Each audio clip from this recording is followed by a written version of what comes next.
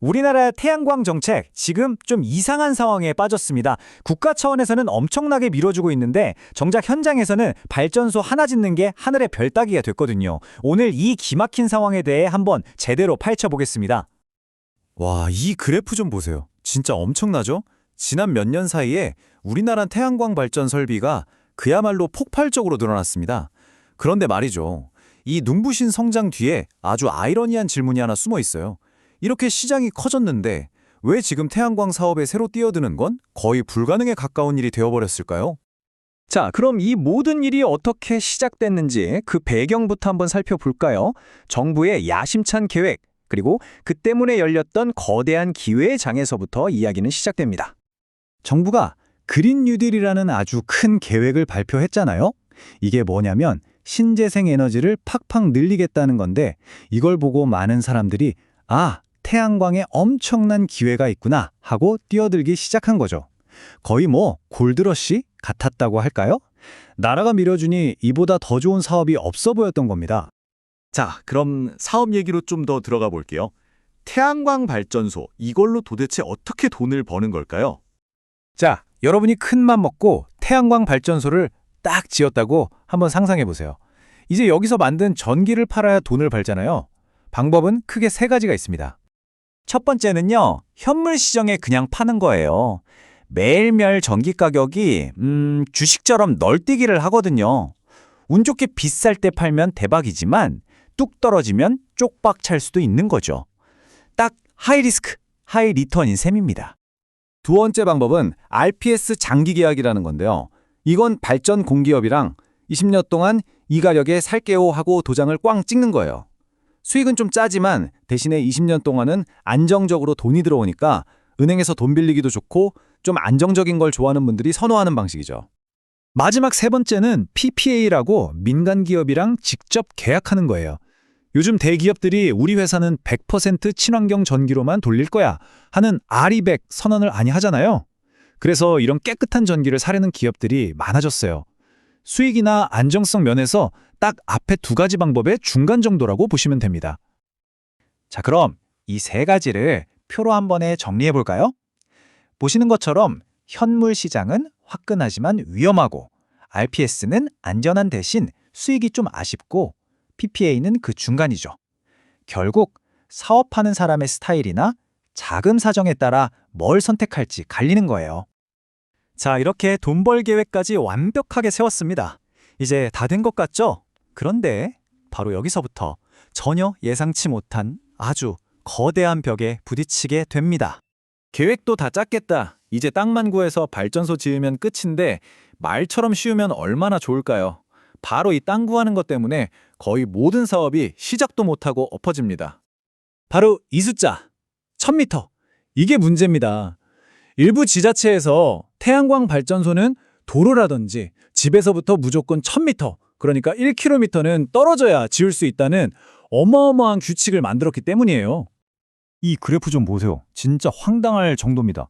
무슨 고속도로나 큰 길만 그런 게 아니고요. 그냥 시골에 있는 작은 농로나 마을길에서도 1000m를 떼라는 것이 있어요. 평균만 해도 300m가 넘어가죠.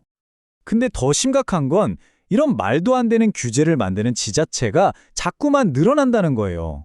2017년에서 2020년 딱 3년 사이에 이런 곳이 거의 50%나 늘어났습니다. 나라 전체는 태양광 하라고 하는데 현장에서는 하지 말라고 막고 있는 진짜 이상한 상황인 거죠. 이게 얼마나 심한 규제냐면 다른 나라랑 비교해보면 바로 답이 나옵니다. 미국이나 캐나다 같은 곳은요, 소방차가 드나들 수 있게 한 10m에서 50m 정도만 띄우면 되거든요. 근데 우리는 무려 20배나 먼 1000m를, 그것도 안전 때문이 아니라 보기 싫다, 즉 미관상의 이유로 요구하고 있는 겁니다. 그럼 이런 규제가 있으면 어떻게 될까요? 실제로 한 연구팀이 경남 함양군을 분석해 봤는데요. 이 모든 규제를 다 적용하고 나니까 태양광 발전소를 지을 수 있는 땅이 군 전체 면적의 고작 0.64%밖에 안 남더래요. 1%도 안 되는 거죠. 이건 사실상 사업하지 말라는 얘기랑 똑같습니다. 아니, 지자체들은 도대체 왜 이렇게까지 하는 걸까요? 그 이유를 파고 들어가 보면요. 태양광에 대한 주민들의 걱정, 그리고 몇 가지 아주 깊게 뿌리내린 오해들이 있습니다. 이런 빡빡한 규제들은요, 사실 주민들이 민원을 넣으니까 그걸 피하려고 만드는 경우가 대부분이에요. 그리고 그 민원들은 상당수가 태양광에 대한 잘못된 정보에서 시작되거든요. 자, 지금부터 그 오해들 하나하나 팩트 체크 해보겠습니다. 첫 번째 오해. 태양광 패널은 중금속 덩어리다. 이거 전혀 사실이 아닙니다. 우리나라에서 만들고 쓰는 패널은요, 주성분이 실리콘이에요. 우리가 흔히 보는 모래의 주성분이죠. 문제가 되는 카드뮴 같은 성분이 든 패널은 아예 국내에서 쓰이질 않아요. 두 번째, 패널에서 나오는 빛 반사 때문에 눈부시고 경관을 망친다. 이것도 잘못된 생각이에요. 애초에 태양광 패널은 빛을 최대한 흡수해야 전기를 만들잖아요. 그래서 일부러 빛 반사를 막는 특수 코팅까지 다 되어 있습니다. 실제로는 일반 유리창이나 심지어 물웅덩이보다도 빛 반사가 덜해요. 세 번째 오해. 수명이 다한 패널이 산처럼 쌓여서 환경 쓰레기가 될 거다.